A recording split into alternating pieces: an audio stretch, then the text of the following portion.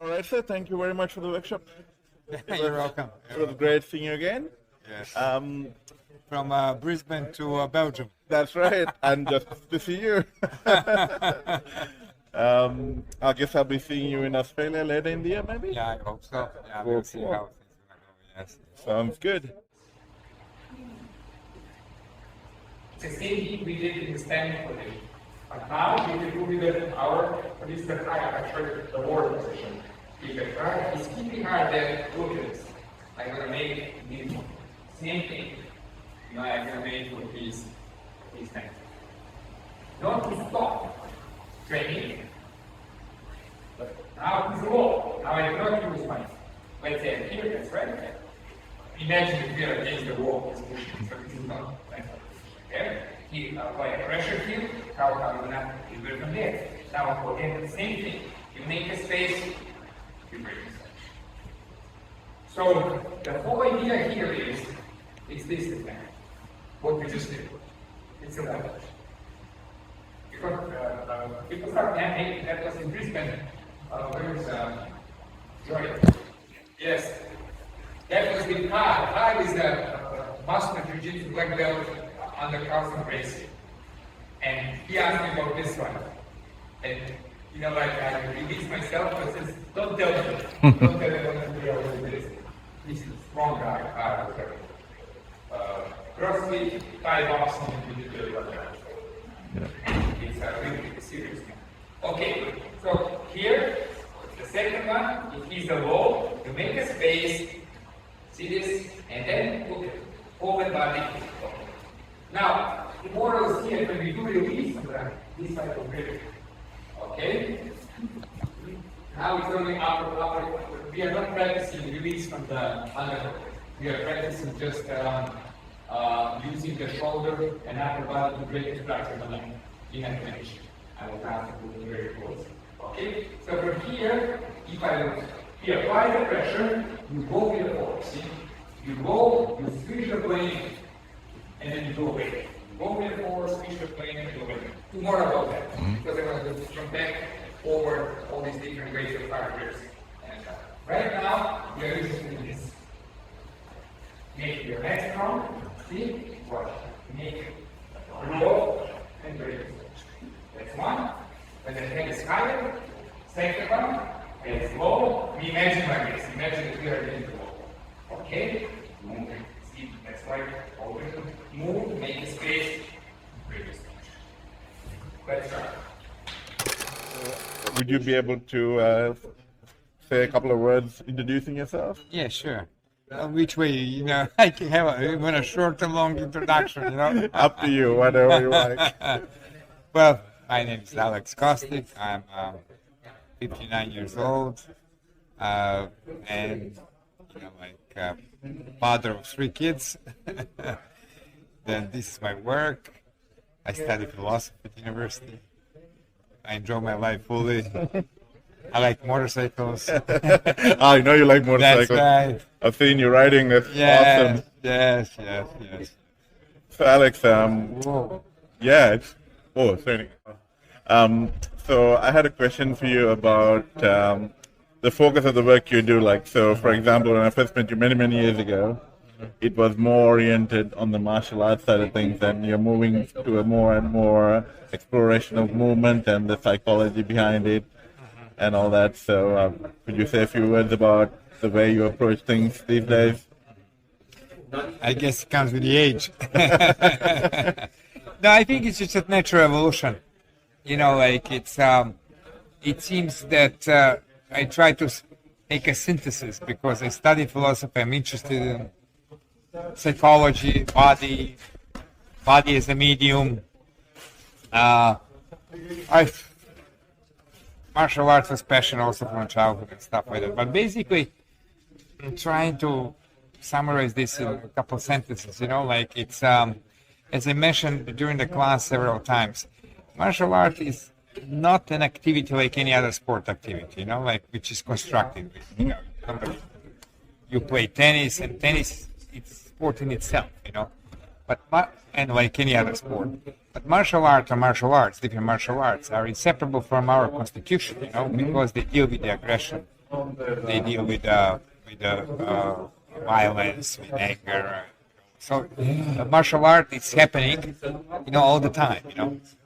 Verbally, physically, emotionally inside. So you always there is some kind of a struggle. So martial art is about struggle. It's about overcoming appears other, but it's about also self-overcoming. Or basically, I would say in a different language, it is more about channeling all this surplus energy we have. It's you try to channel it, give it a form, give it a practice, and make it create into art. In a sense. So human have, unfortunately, I don't know how far humanity will go, but still. Nothing much change. We have wars, we have violence. Sometimes it increases. Yeah. Yes. And so it's we experience, each of us experience the surplus. When I say surplus, it's surplus of energy which is not properly symbolized. It's not integrated into the community, into the care towards other people, towards the environment around us. There's so much resistance, anger, and stuff. So one of the ways I see martial arts. Another way I see it is kind of like we are embodied beings. In a sense. There is no human experience without body. And that embodiment includes, once you start learning the language and start to going through the process of socialization, you slowly embodying the whole civilization into you, the values, the traditions, that's all in the language. Start living in a human world, and then in a sense that authenticity of the body, that organism in itself, it starts to slowly become alienated, from its capacities, the capacities to feel, to understand the world directly, differently. We go into the language, we alienate, we separate from it, and after that it's this constant desire to get back to some kind of a wholeness. Yes, as a lost object. You lost something, you're trying to complete. And unfortunately, most of the time our desire is not, the object of desire is not what we want. Really. We don't know what we want. It's like a compensation for... It's compensation. It's imaginary. When we desire a car, it's not the car what we want. It's imaginary object. The mystery is what we want, And deep down, it's some kind of sense of fulfillment of whatever. Because some people would say it has to do with the prenatal state deep down in us. Then when you're inseparable from your mother and the world and everything else, then you start separating, and there's always something lacking. There is always a lack that you're trying to fill. And anyway, so I see martial arts as one of the ways of exploring that, not just as a fighting, that would be a pure purpose of martial arts is, like to learn how to fight and defeat other. But also martial arts is a way of exploring, your body, your fears, your repressions, and try to open up a little bit towards the world. Because when you meet the world with the body. And you can be shy, you can be aggressive, so many different ways. So anyway, I don't have a very clear goal what I'm doing. So I'm pretty much exploring along the way. I see how I feel, then I rewriting and creating a discourse around that, it's a playing ground. That sounds great. So one of the experiences that I had when I was working with you in Brisbane was that a lot of the things that you were doing, it was touching on very primal aspects of our being in a very direct way that we don't often get exposed to unless in very extreme circumstances, where in a physical, playful environment, we can just bring those things out in a much more safer environment, in a much more safe way. So I found that aspect to be quite therapeutic in a way. For the lack of a better word, And also I think there's a level of physical comfort and confidence that comes with the embodiment. It's like a certain security that you have that when you know your body better, you feel secure, in a way. And good observation. Because once in Canada, there was this gentleman who is very well known, a psychotherapist and social thinker and social cultural thinker. I don't know how it's called. I forgot his name, but anyway, I don't want to mention and stuff. And when we were discussing a little bit about this, what is to do with this? It's nothing, just feeling better in your body. as that's what you said, feeling comfortable in your body. There's no final end. Yeah. You know, you feel discomfort, you try to create more comfort. More comfort in your body opens you up, you know, because the less you tense, the more you open up, more you receive stimuli, you know, you feel better, you know, related to the world, because it's nowhere to go, you know. Yeah. And unfortunately, we are a civilization of imperialist civilization. Yeah. You know, pretty much we try to always to conquer something. Yeah. Achieving the top, overcoming yourself, getting somewhere. I don't believe in that. I believe in that we have to open up and kind of almost come to the point of experience participation in our world, enjoying while in this body, you know, like being with others. Yeah, like living life, right? Yeah, Like that's open right. road. Very simple. Being with others without having all these specific positions in symbolic order that you have to achieve. You know, Yeah, have to and be- all hierarchies and goals and all this. whatever you appropriate your limitation. Yeah. This one American philosopher calls it appropriation of limitation. You appropriate yourself to the where you are, you know, like, that's and right. enjoy the best of it. What you not everybody can be handsome, you know, strong, rich, and whatever. But who cares? That makes sense when you measure yourself. Yep. When you don't measure yourself anymore, you enjoy of who you are, you know, like in your body, in your environment, everything. Measurement is a problem. Yeah. And that's when I say imperialistic civilization. You try always to conquer something, Yeah. to get somewhere. It's nowhere to get. That's right. On the end, you get old and die. Yes, that's right. Yeah, so it's better. Yeah, so it's totally different, kind of different thinking. Yeah. Altogether, different feeling altogether about yourself and life. It's something almost like surrender. Normally, society pushes you because it's organized that way that you have to always strive for more, for further, higher, bigger. You know, it's always about this extra that you want to achieve. Yeah. Yeah, so when I'm saying imperialistic, you know, like it's incorporating more than you are instead of surrendering, getting out the surplus instead of achieving more surplus. Achieving more surplus, yeah. That's right. And then you start feeling joyfulness. You know? Yeah, it's a basic absolutely. thing, sustaining openness. It's not just a joy. Normally, you include in that type of experience, you know, like you include the difficulties, but you never close. Yes. You are able to stay in whatever comes your way. Yeah. And we all have difficult moments in our life. Absolutely. So that's right. So we don't try to escape, try to find a perfect ideology, perfect religion, perfect. No. But we stay there and we sustain moment, not being in a moment, but sustaining the moment. Yep. And that's why it's difficult.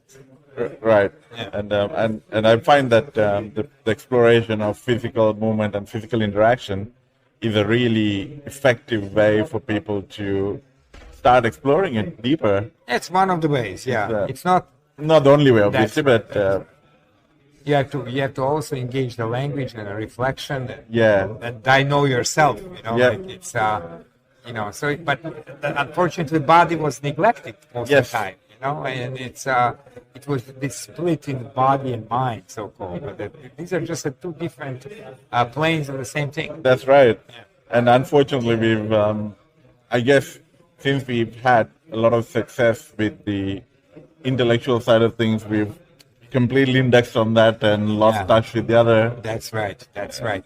See, body in Western civilization was always an instrument. Yes. You know, it was instrument. Worker as a body of worker, body of warrior, body of this, body of that. Yeah. You know, so it was always seduced into something. That's into right. goals, into projects, and everything else, which was ideology, somebody else, or just for a raw power. Yeah. It was always seduction. Because body was snatched from us.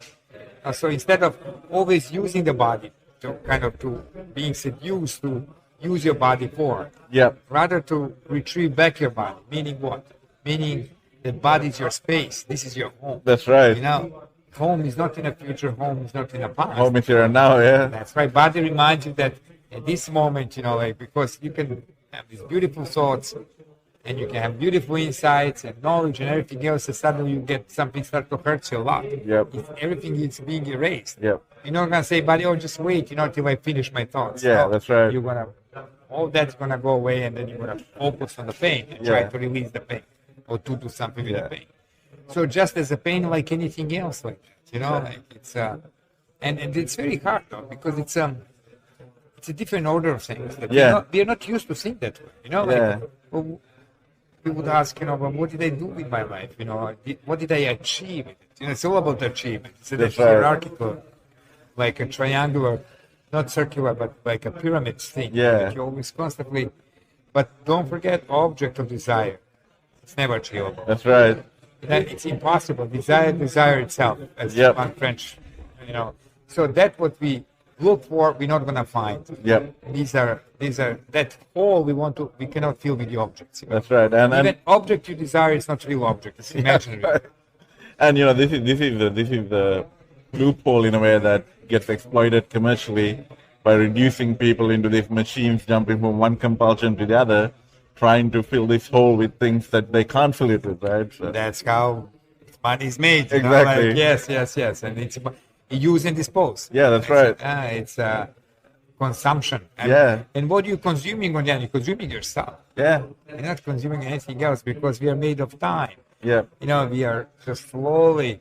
that's you know, right. That's right. It's slowly disappearing. Yeah, I mean, and we had a fundamental stage where, like, sort of, even our attention is monetized to the point where, like, you know, even our time has been taken away very aggressively from us. Yes. But that's that's the way to be. I think this situation in the world and wars and this virus and all this manipulation around that, Yeah, it pretty much takes away all these so-called ideological layers in the past. You know, it shows the beyond that it's a raw. yeah, It's just a raw will to power. You know. yeah, Desire for power. It's nobody really believes in anything anymore. You cannot seduce people anymore. But out of that confusion, well, then what now? You know, like, and then you run into this little personal worlds of, you know, like will give you security. You do diets. yeah, You commit yourself to some kind of activities like obsessively and stuff. Yeah. That's just it's kind of self-forgetfulness. yeah, Because in the past, at least these grand stories, they have this ideology and you can identify with. Now, you have to find for these little things. Because it's so hard again to sustain. yeah, absolutely. To sustain that nothing holds. That's right. And now everything's unstable. The only possibility is, you know, like actuality is going to be eventually our disappearance, our death. Yeah, Yeah, so it's everything's unstable, shaking, moving, you know, suddenly changing. There is eruptions of the things that we cannot control, and then that's bearable for a man. You know? Yeah. Human being needs a kind of like he needs order and security. Yeah. Right? So and you know, in some ways, I guess it, like, at this point in time, and into the future, like, the journey inwards of getting to know yourself seems almost a survival skill at this point. yeah, I think that the intellectual self-defense is the self-defense of the future. When I say intellectual, it is protecting yourself from information. Yep, absolutely. Because everything is so insidious because, you know, we are dealing with big data, we are still dealing with, like, machine learning, like Yeah. things that can look at things at such a scale and such a capacity that we've never had to deal with before. Right, you know, so Yeah, I know. Good luck for the young generation. I don't know. Maybe they'll adapt, you know. But there is something. There is a transcendence, you know. Yeah. And if you want to ask me, really directly, what I think and how I feel, you know, about what is the purpose, the meaning of human life. To Yeah. me, it's of transcendental nature. Meaning what? Meaning that once we understand that our identity is all different attachments, identifications, and everything else. And then once we can understand that these are artificial, you know, like Yeah. it's that they don't hold. Yeah. Sorry, you can choose them freely to live in a life. yeah, And then instead of running into the passions, again, when I talk about sustaining means slowly allowing that what comes out not to be re-entertained, Yeah. but to start to slowly go away. yeah, And it's a desert, the human experience, Yeah. a dark night of the soul. This is very hard to say. It sounds almost mystical, but it's not, you know. And then eventually there is a possibility of ascension. It's a Yep. possibility of an event, of gift, of that other state of being, or other feeling, transcendental feeling, which erases all this suffering, you know, Yep. like, and it puts you in totally different state of being. You know? Like it's in a being that which is released from suffering and death, not physical death, not physical suffering, but that if I can say this psychological or existential, Existential suffering, body, yeah. that it suffers for no reason. I mean, we can sit here now and the sudden emotion comes on, and then we struggle with that. Yeah. We think about possible future. We are afraid, or like we have bad memories, and that always occupies your space, and it's constantly actually space occupies your body. Yeah. Because there is a difference between organism and body. Organism is pure organism, But body is inscribed with the language, experiences, not just in your life, but through the language and through being raised in a particular social environment. You acquire the past. You acquire the sorrow of generations. That's right, civilizational past. And you think you are an individual and everything else, but you're other. You're very much not an individual. That's right. There's voices of other. Can you allow all that to let go? Yeah. To sustain. Yeah. Like the almost to sustain all the breaking down of all that. Yeah. Of this value system being like occupied in a sense. And then a possible space appears for other state. Yeah. It's not about dimensions or whatever. Yeah. It's a shifting within the man. Yeah. It's this tremendous shift into something else, totally different. As a feeling. Yeah. As a feeling. Well, sir, I wouldn't take too much of your time. No, Thank you fine, very much. It's thanks a lot. Thank you, Joey. It's great talking to you, and it's great seeing you again. And you're a very charismatic person walking around. Look at this lift. I do with my upper chest because that stays strong. You cannot do anything.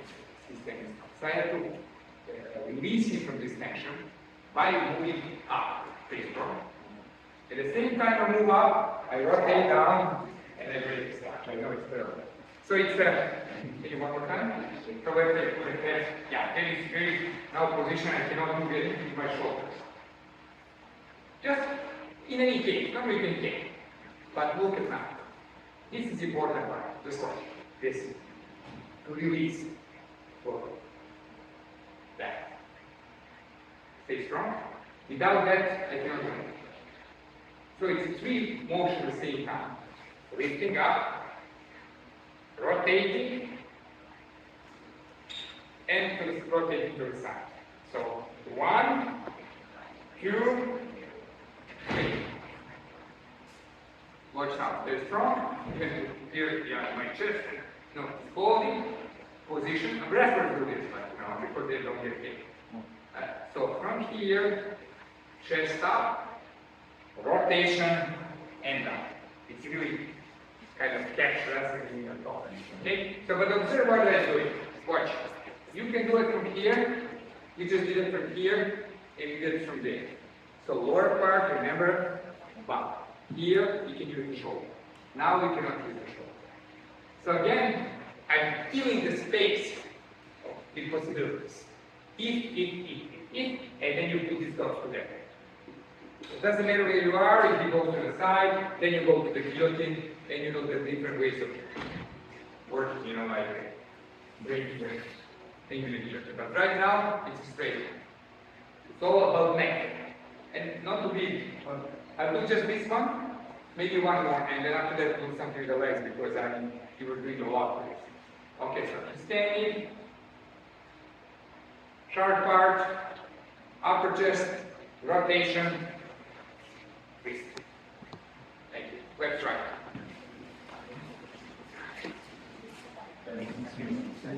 Yeah, it's I like this. If you don't have my nose, then it's fine. Listen to me now.